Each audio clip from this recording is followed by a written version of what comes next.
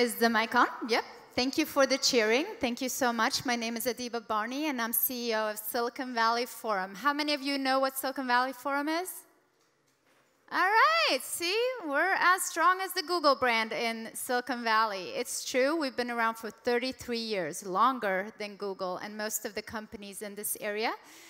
We function as a center of knowledge, resources, and information on anything Silicon Valley, covering and producing content on anything from tech trends and what's going on in the tech industry, to covering and producing content on the startup and investment ecosystem. We also work a lot with internationals. Just last year, about 40 countries. So we do a lot with the global arena, and we're very happy to be partners with Marco and his team for the European Innovation Day. Thank you so much for having us. I am also very, very happy about this next panel. Of course, naturally, I support women in tech a lot, and are part of many organizations around that. Silicon Valley Forum, we have a Women in Tech or Tech Women Forum. We also do Women in Tech festivals and encourage and support women in tech, women in VCs, and so on.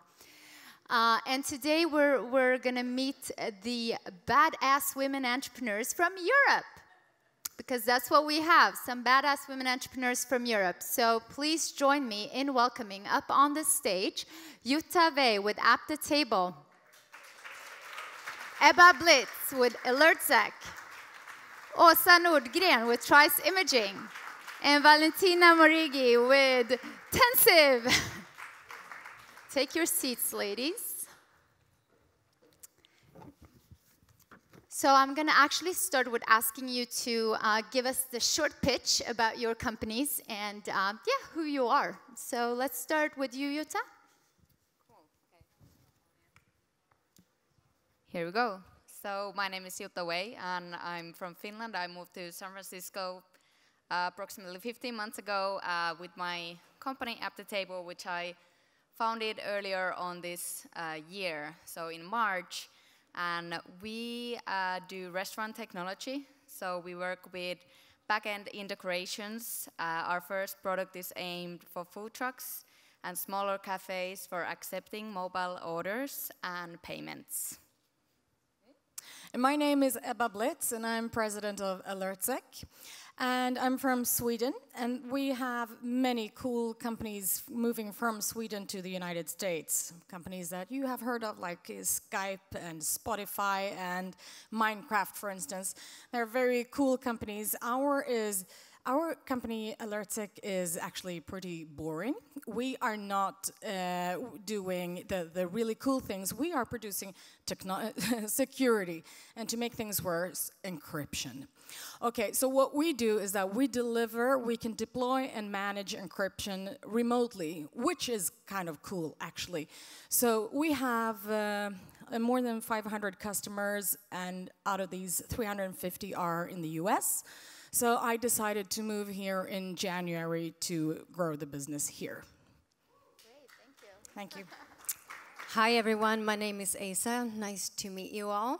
I'm the CEO and one of the founders of Trice Imaging, and we have technology for physicians and patients to collaborate and share medical images. So basically, when you go for an ultrasound or an X-ray, your doctor often gives you a CD or a thumb drive or a piece of paper.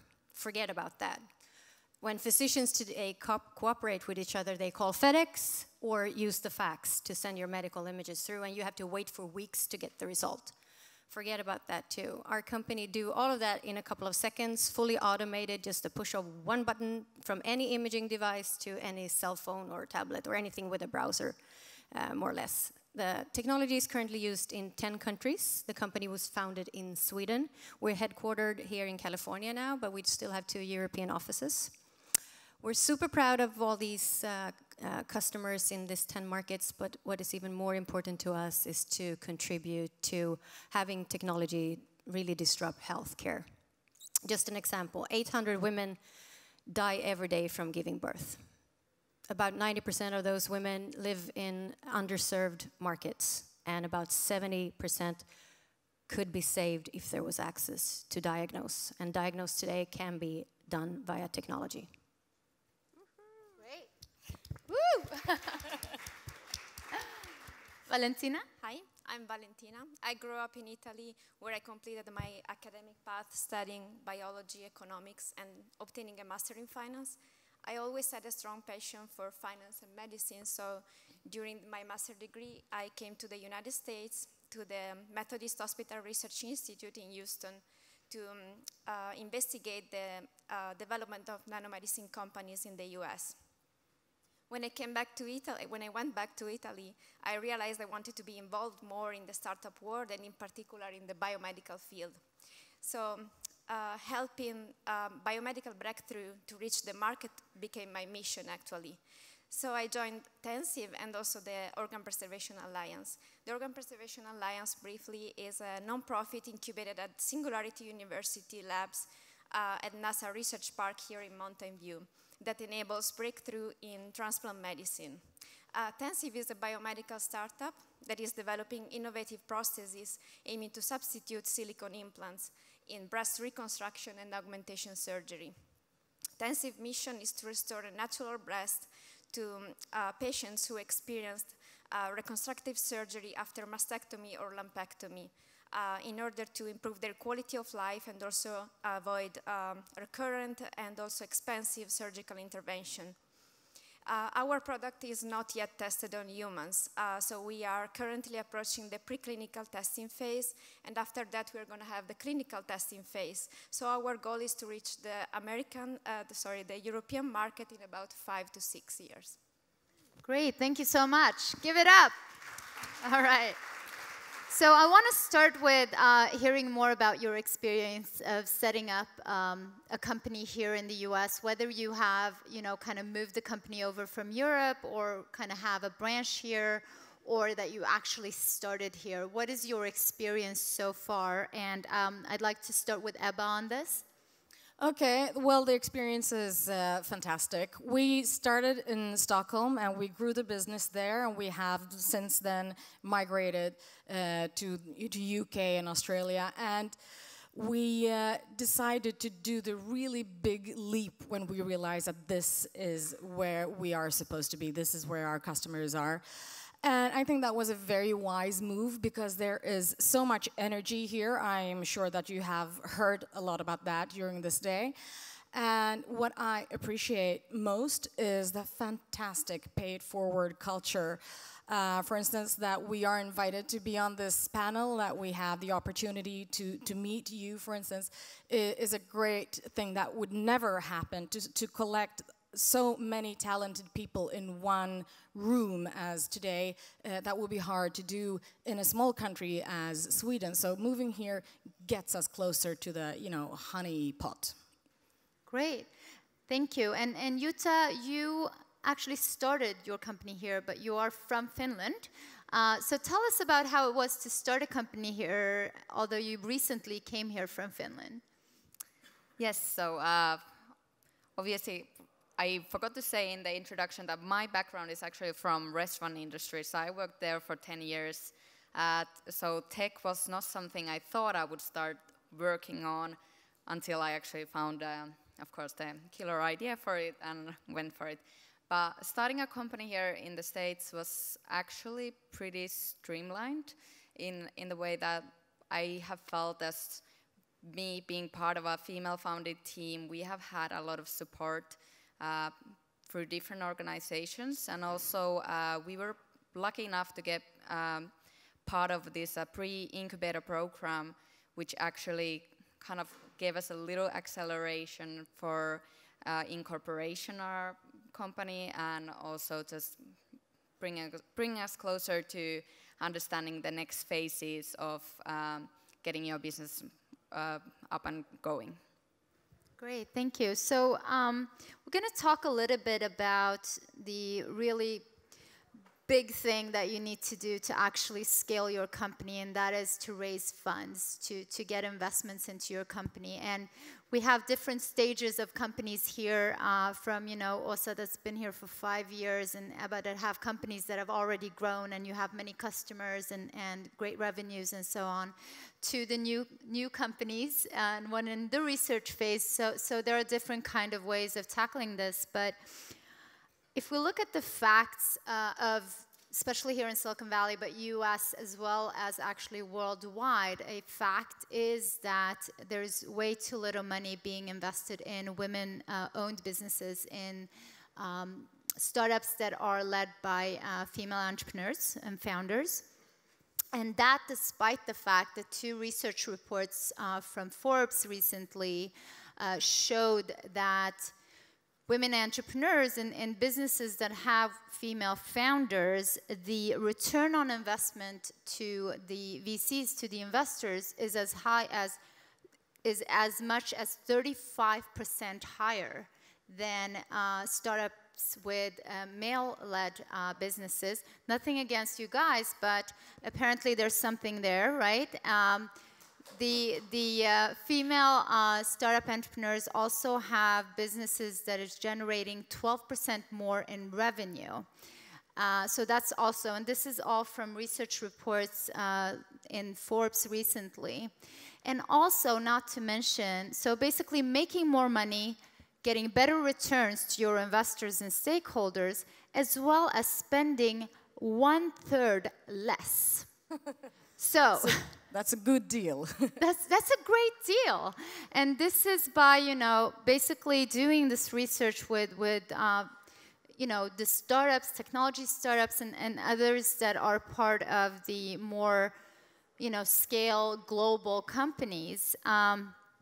And so why is it that with that growth, as well as with the fact that the women-led businesses has increased with 57%, the venture capital has gone down from mere 13% to 7% that is invested in women-led businesses? That's quite a, I mean, that's a really, really mini, you know, compared to what you're actually getting back. Why are we not seeing that? So we're not going to solve that today. This is something that's been debating, you know, a lot of debates are around this specific thing in Silicon Valley in particular, because we have so much venture capital here, and this is where a lot of the research has been done. I instead want to, because we're not going to solve that today, obviously, I instead want to hear your experiences of fundraising as, you know, female entrepreneurs. And I think, Åsa, you probably have more experience from that. So would you like to give us a little bit of your experience from doing that? Sure, I'd be happy to. Well, we've done it a little differently. We've raised $8 million over the years, but we've done it from private investors only. Most of the money have come from chunks of $100,000. So you can think about how many meetings I've had. I'm a master of speed dating. And frankly, that's kind of the key too, because here there is access to a more diverse investor community. The investors are specialized, and you need to find your little thing. You need to do your research to find the invisible link between your company and your company's mission and the investor. That's the first thing that I think is important to acknowledge.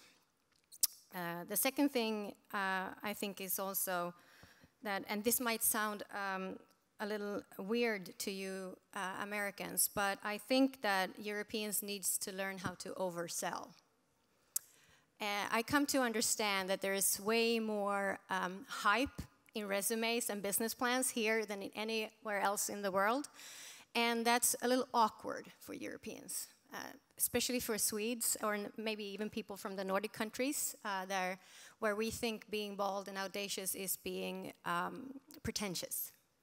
Or for a German, that are very structured and factual based. So I think overselling within limits, it's a good thing, a good skill that Europeans should really pick up to be successful in raising funds. And perseverance, of course. 800 dates. Yeah. Well, I don't have the experience from fundraising because we are self-funded from a previous startup.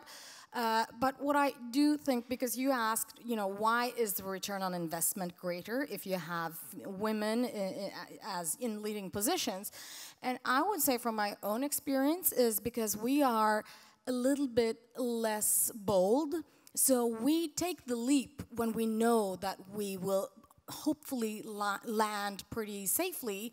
So I think that's actually one of the reasons we are a better bet in these terms. But on the other hand, the flip side of that coin is that many women that should start companies never do, and that is a shame. So, I mean, it has good and bad. Yeah, no, absolutely. I mean, we definitely need to get more confidence in being more bold as women too, and if that comes with giving less good results or returns to our investors, so be it. Just kidding. Jutta, you're just starting that now, getting some funding. So how you're experiencing that? Because you're doing those whole pitching events and all that. I actually judged one of them the other day. Yeah, last week. Yes, so we have started our funding, so anybody up here? So, and how much do you want? Say it. So I think, like I mentioned earlier, we are a female-funded team, and a lot of, actually started kind of, we started fundraising kind of earlier on, before even our product was very polished or even there, just like kind of seeing the, going out there, networking, meeting a lot of people, trying to get additional meetings with people as well. And what we realized was we were often in many of these pitching events the only team with at least like one female founder in it.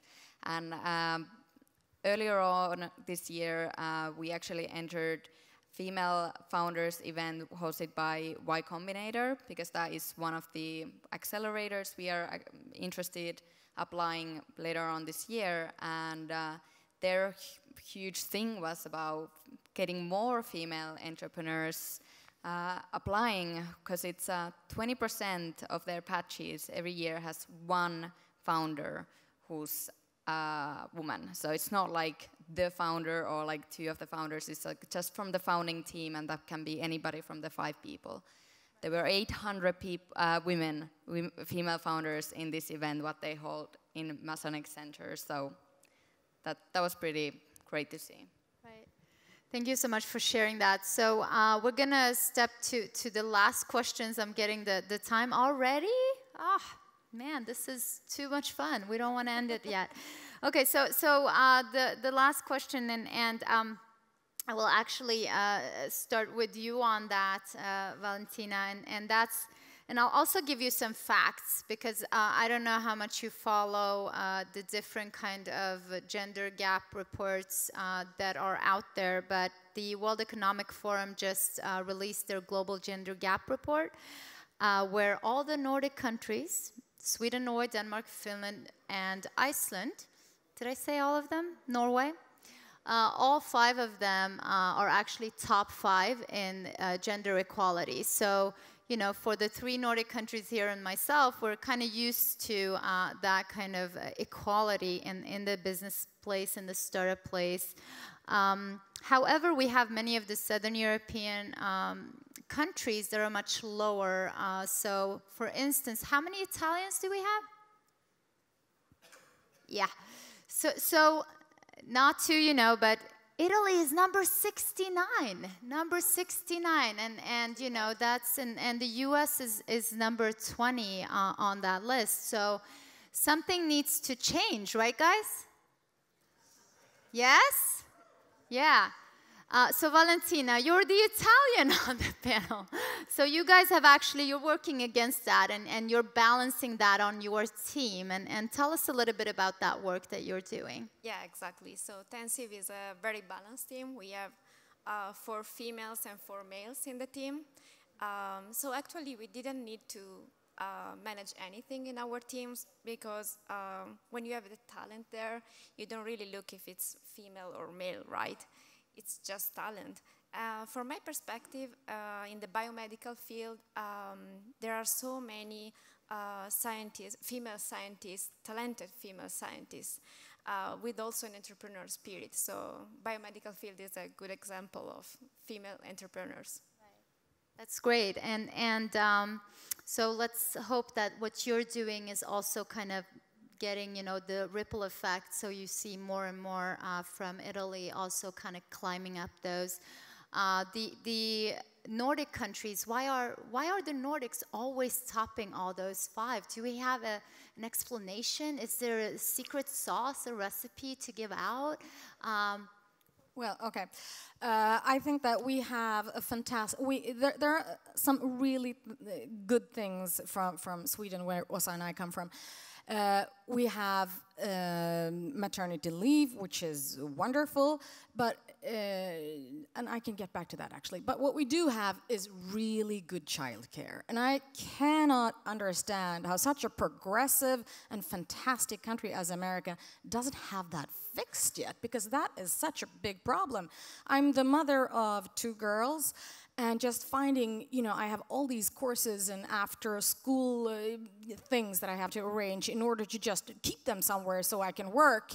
And that's a big problem. And of course, in Sweden, it is almost free, which is great. I mean, it's like $100 a month for a child in after school care, which is wonderful. So that gives me a lot of time to work. So that is a really good thing. I mentioned earlier that we have the 18 months maternity leave. I think that is beautiful as a mother.